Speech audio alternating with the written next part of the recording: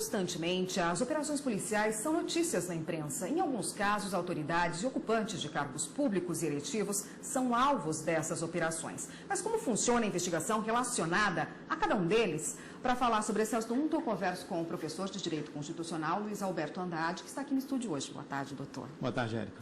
Bom, vamos explicar direito como é que funcionam essas operações. Qual o trâmite delas, assim, desde a polícia mesmo, quem toma conta delas até chegar à justiça, para expedir os mandados de busca e apreensão, prisão, condução coercitiva, por exemplo. Cada crime possui sua peculiaridade e as ações que decorrem, as operações policiais também possuem uma condição específica. Mais importante é que as operações devem respeitar os direitos e garantias fundamentais.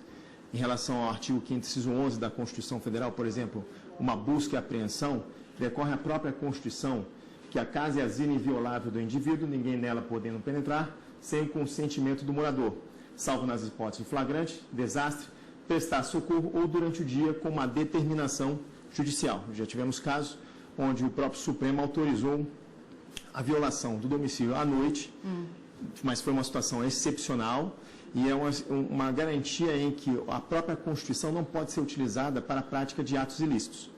As prisões, em relação às prisões, nós temos aí a mais peculiar, é a prisão preventiva, que decorre de pressupostos como garantia da ordem pública, garantia da ordem econômica, conveniência da instrução criminal e aplicação da lei penal. Quem é que pode solicitar a prisão preventiva? De ofício, o magistrado pode, na decorrência da ação penal, e na fase do inquérito, o Ministério Público, mediante requerimento do Ministério Público, do querelante ou do próprio assistente, e também por representação da autoridade policial. Quando alguma autoridade, seja ela qual for, envolvida em uma operação com um mandado contra ela, é diferente? Tem algum tipo de diferença de um cidadão comum? Toda a investigação, ela inicia por uma notícia crimes, que pode ser de cognação imediata ou coercitiva. Ao identificar que há uma autoridade com foro por prerrogativa de função, a autoridade policial deve comunicar imediatamente ao tribunal competente para que ele tenha ciência e, obviamente, também ao Ministério Público, para que decorra ali o início das operações. Qual é o órgão competente para julgar um ministro de Estado, por exemplo? O ministro de Estado, se cometer crime comum, será julgado pelo Supremo Tribunal Federal. Agora, em crime de responsabilidade, haverá uma certa peculiaridade, justamente porque o ministro de Estado, ao cometer a infração político-administrativa denominada crime de responsabilidade em decorrência da sua função, ele responderá perante o Supremo Tribunal Federal. Caso seja em conexão com o presidente da República, ele será julgado pelo Senado Federal. É diferente a prisão de um ministro de Estado, por exemplo, diferente de senadores e deputados? O foro é diferente?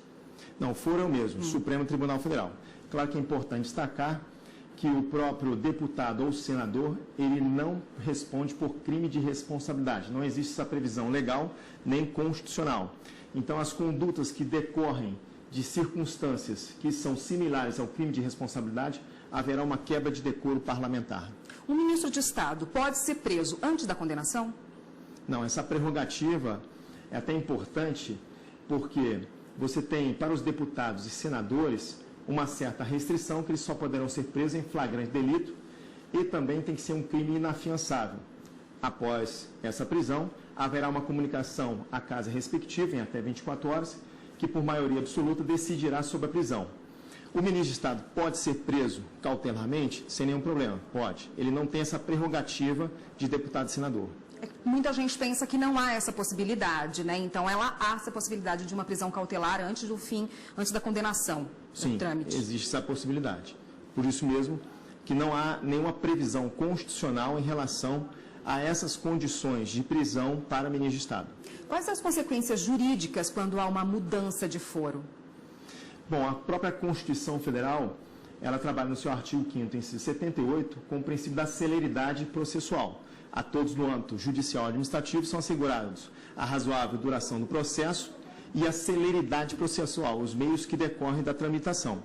Quando há uma mudança de foro, há uma interrupção automática de todas as investigações. Caso tenha, por exemplo, uma interceptação telefônica, uma ordem de busca e apreensão que será determinada, tudo isso é interrompido e com o foro por prerrogativa de função, obviamente, o órgão competente ele terá ali que analisar o caso para ver se aceita ou não a sua competência, e aí depois as investigações elas continuam, ou seja, são aproveitadas, mas há uma morosidade nas ações policiais. Tá ótimo. A gente continua nesse assunto no próximo bloco, só um minutinho, por favor. Ok. Aqui no estúdio nós voltamos a falar com o professor de Direito Constitucional, Luiz Alberto Andrade, sobre como se dão as operações e investigações em relação a autoridades e agentes públicos. Bom, até que ponto uma interceptação telefônica é sigilosa ou não? A própria legislação, que é a Lei 9269 de 96, ela destaca que a própria interceptação telefônica tem caráter sigiloso no decorrer da autorização judicial. O próprio magistrado ele tem que autorizar a interceptação telefônica durante 15 dias, prorrogável por igual período, se houver a necessidade. Nesse trâmite da própria interceptação, haverá o sigilo. Após o encerramento da própria interceptação, nesse caso, o sigilo ele não é exarado na própria legislação. Há alguma violação caso essa escuta, seja divulgado o conteúdo dessa interceptação?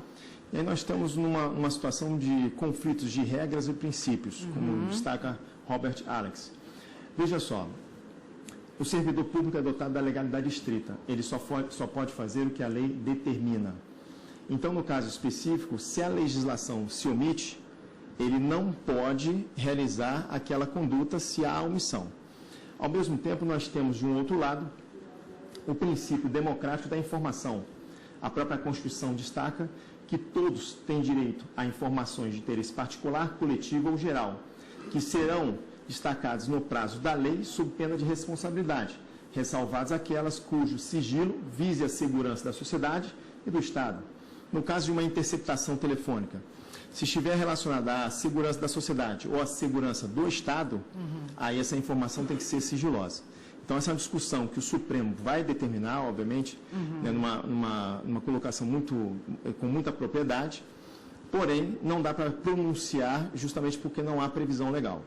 Como se dá a interceptação telefônica? Há uma pessoa que é alvo de investigação e ela está com o telefone grampeado por decisão da justiça. Ela conversa com outras pessoas que não estão aí sob investigação. Como funciona a divulgação disso e o sigilo dessa relação telefônica aí, no caso?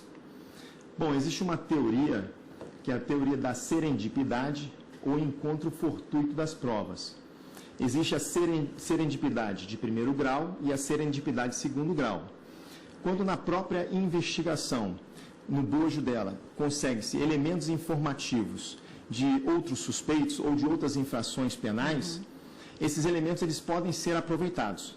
Se o foco da interceptação é uma determinada infração e essa pessoa ela está em conluio com essa infração, ela pode responder por uma ação penal, em decorrência dessa interceptação. No caso, se surgir uma nova situação de infração penal que não é o foco da interceptação, isso se torna uma notícia crimes. Mas aquele terceiro, que não é o foco da interceptação, ele pode responder pelo crime? Sim. Foi o caso até de um famoso cantor no Rio de Janeiro, que respondeu pelo crime de organização criminosa, em decorrência aí de uma interceptação telefônica que tinha um foco, um outro suspeito. No suspeito de tráfico, e ele falou e foi pego aí. Exatamente. Como se dá a coleta dessas escutas telefônicas? Só valem dentro do período estipulado pelo juiz se elas forem coletadas fora desse prazo? Servem como prova ou não? Então, a interceptação telefônica tem um prazo de validade que é prorrogável por igual período, que são 15 dias. Quem determina isso é a legislação, Lei 9296 de 96. E é nessa situação específica, como ocorreu agora em situação pretérita, o que acontece? O juiz ele determina o encerramento da interceptação. Quem vai encerrar a interceptação com essa ordem judicial é a operadora telefônica. Então, nesse caso, se houver uma morosidade e a própria órgão policial identificar alguma situação que seja relevante ao caso, ele pode agregar ao caso. Mas o Supremo também vai decidir em relação a isso. O mais importante é destacar que não existe uma interceptação prospectiva. Não pode iniciar uma investigação com interceptação telefônica. A interceptação, ela só pode ser utilizada quando, por meios tradicionais, métodos tradicionais de investigação, não se consegue indícios de autoria e materialidade. E aí, em último caso, aplica-se a interceptação telefônica ou a interceptação ambiental.